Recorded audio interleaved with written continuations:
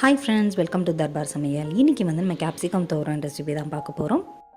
So இப்போ நம்ம capsicum toran பண்ணிடலாம். அதுக்கு நான் ஒரு கேப்சிகமும் ஒரு வெங்காயமும் எடுத்திருக்கேன். ரெண்டையுமே குட்டி குட்டியாக கட் பண்ணி வச்சுக்கோங்க. அதுக்கப்புறம் ஒரு மிக்ஸி ஜாரில் வத்தல் பொடி, மஞ்சள் பொடி, பெருஞ்சீரகம், ஒரு வெள்ளைப்பூடு, தேங்காய் எடுத்திருக்கேன்.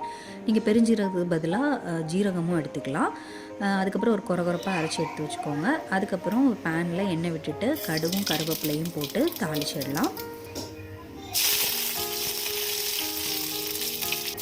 அதுக்கப்புறம் கேப்சிகமும் வெங்காயத்தையும் ஒன்றாவே சேர்த்து நல்லா வதக்கி கொடுத்துருங்க.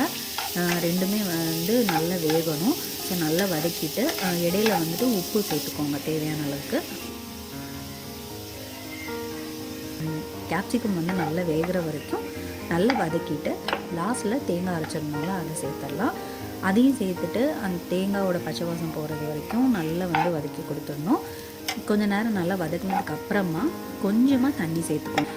ரொம்ப கொலன்னு ஆகிடக்கூடாது. ஸோ லைட்டாக சேர்த்துட்டு நல்லா மிக்ஸ் பண்ணி கொடுத்து நல்லா வதக்கிட்டோம்னா கேப்சிகம் தோரன் சூப்பராக ரெடி ஆகிடுச்சு. இந்த ரெசிபியை நீங்களும் கண்டிப்பாக ட்ரை பண்ணி பாருங்கள். தேங்க்யூ.